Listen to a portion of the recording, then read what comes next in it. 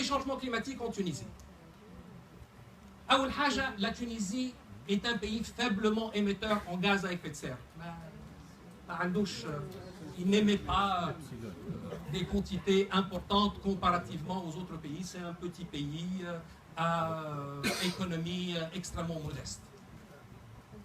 Le défi donc essentiel, chose que nous devons avoir à l'esprit, le défi essentiel de la Tunisie réside dans sa capacité à s'adapter aux effets des changements climatiques, du fait que, comme je l'ai dit tout à l'heure, le GIEC place la Méditerranée comme un hotspot, c'est-à-dire comme une zone qui va subir des changements importants de température. Là, c'est l'un des scénarios qui ont été présentés en termes de température et de précipitation, et vous voyez qu'en fonction des régions, il y a des augmentations de température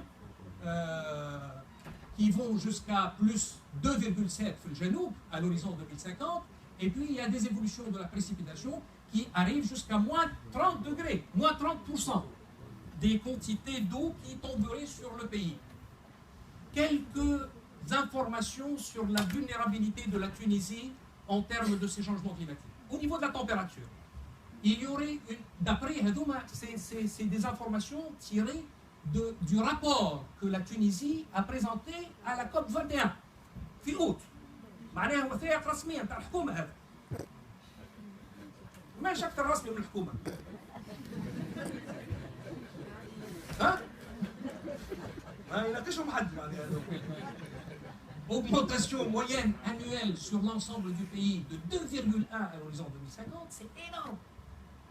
Baisse à l'horizon 2050 du volume annuel de pluie entre 10% à 30% selon les régions par rapport à la situation actuelle. Augmentation de la fréquence et de l'intensité des phénomènes extrêmes de sécheresse et d'inondation. Par rapport aux précipitations, à titre d'illustration, un exemple que je donne régulièrement, الزيتون في الساحل qui représente العش الزيتون في الساحل ما بين صفاقس وغيره ربما les 2/5 ولا plus même de l'oliveraie de Tunisie. العش يقدر يكون مع 20 مليون شجره في الساحل. اللي يمثلوا qui représente un équilibre social et économique extrêmement important. Qui, cet olivier, pour qu'il soit productif, il faut qu'il reçoive au minimum 250 mm d'eau de pluie par an. Avec ces scénarios de changement climatique, il ne les recevra plus. Imaginez Sahel Bessitoun. Sahel Bessitoun, c'est un équilibre non pas économique, social. الناس تعيش بك العرصة الاجتماعية اللي واقفة على الزيتون. للماء. Baisse des ressources en eau conventionnelles estimées à environ 28% à l'horizon 2030. Perte par salinisation côtière, puisqu'il va y avoir une remontée des eaux de la mer et une intrusion de l'eau marine dans les nappes, ce qui affecterait au minimum 50% les nappes côtières. Déjà, elles sont terriblement affectées par la surexploitation côtière. Le littoral, c'est Mahmoud. Perte par submersion d'environ 16 000 hectares de terres agricoles dans les zones côtières, 700 000 hectares de zones bâties, perte par salinisation de 50% des ressources en eau, perte indirecte du potentiel de la superficie irrigable d'environ 38 000 hectares, dégradation de l'activité des hôtels à peu près pour 30 000 lits, dégradation des infrastructures portuaires et littorales, perte en production annuelle estimée dans le secteur du tourisme à environ 0,5% du PIB national, et perte encore dans le secteur de l'agriculture et du tourisme de l'équivalent à peu près de 36 000 موطن شهر. L'agriculture, réduction des spéculations de la céréaliculture qui aujourd'hui touche à peu près 1,5 million d'hectares. Elle passerait dans le meilleur des cas à peine 1 million d'hectares, soit une réduction de à peu près 30%. Le PIB agricole diminuerait de 5 à 10%. Les superficies des cultures céréalières et d'arboriculture connaîtront une baisse respective de 200 000 hectares à 800 000 hectares. L'effectif du cheptel baissera d'environ 80% dans le centre et le sud, contre 20% dans le nord, par perte des parcours et des pâturages. La santé, on a les maladies nouvelles, le tourisme, nous l'avons vu. كيفاش نتعاملوا مع الاشكاليه هذه اليوم وخاصه المسؤولين. Quelle réaction des pouvoirs publics et de la société par rapport à ces défis? Comment nous réagissons par rapport à cela?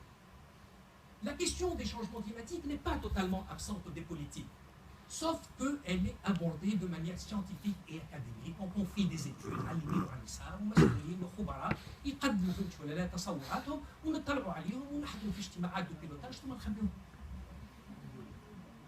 هذا ايش نعمل؟ هذا ايش نعمل؟ Les politiques et les stratégies proposées dans ce domaine, فما اقتراحات.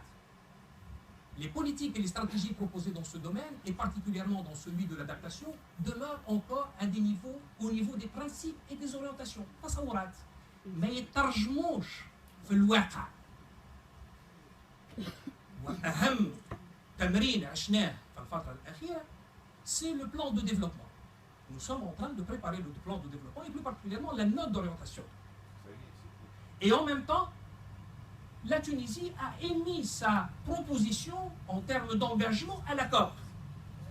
كنا نتصور أنه فما علاقة، فما قنطرة ما بين التصورات التونسية en termes de réduction de 40% de l'intensité carbone, parce que c'est ça la proposition de l'intensité de la Tunisie. كنا نتصور فما قنطرة ما بين المقترح pour la COP et la note d'orientation. القنطرة محتشمة جدا. Au contraire, la société civile, Jam'iyat, à travers particulièrement des financements étrangers de petite taille et de petite échelle, FEM et autres, initie des activités prometteuses à des échelles communautaires locales. C'est les eaux de drainage dans les oasis de Hizwa. C'est des eaux extrêmement chargées en sel. Ils les récupèrent pour arroser de nouveaux terrains en vue de planter des plantes anophiles qui supportent des taux de 9 grammes ملح باش يدمجهم dans la production du compost pour améliorer la qualité du sol de son oasis. C'est une belle approche. Mais منحصرة على جمعية تاخذ في 20,000 دينار من عند الفات. هذا مازلنا ما عممناش الامور هذوما. Les impératifs des changements climatiques ne sont pas encore inclus dans les politiques sectorielles de développement. ما زلنا ما ندمجوش البعد هذا في مجال التنمية في تونس. Quelques pistes et je finis. Il faut engager, je pense, une réelle transition énergétique. Maintenant, nous commençons à réfléchir sur des activités humaines à faible carbone, un transport à faible carbone, un bâtiment à faible carbone. ناكلوا برشا طاقة في ديارنا. في كل بيت ولا فما climatiseur, je ne sais pas si vous le réalisez. Engager une réelle transition énergétique qui favoriserait un développement sobre en carbone dans les principaux secteurs de développement, particulièrement le transport, le bâtiment et l'industrie. Il faut repenser les modes de développement, de production et de consommation en vue de les adapter aux nouvelles contraintes naturelles, particulièrement dans le secteur agricole. Le flaha تاكل 82% du capital en eau. On ne peut plus vivre avec une agriculture comme ça au cours des 20-30 prochaines années. Il faut qu'on imagine une autre agriculture qui consommerait moins et qui peut-être produirait plus en produits agricoles. Faire des changements climatiques, inclure les impératifs des changements climatiques dans les nouveaux plans d'aménagement en zone littorale, puisque nous avons vu que le littoral est extrêmement menacé. Il faudra que la construction ou le plan d'aménagement qui est fait aujourd'hui prévoit ce que va être le littoral dans 30 ans, pour que je sache et je connaisse si mon hôtel va être submergé, attaqué par les vagues, si ma route va être attaquée, si mon port va être attaqué ou non. Faire des changements climatiques et plus particulièrement de la question de l'adaptation un débat public.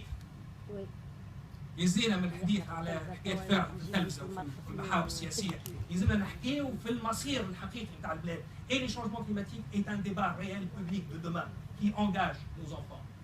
Faire de l'adaptation au changement climatique aussi, il ne faut pas la voir comme une contrainte.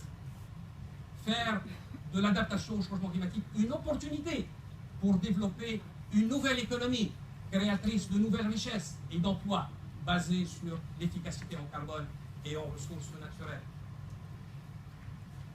يعطيكم الصحة.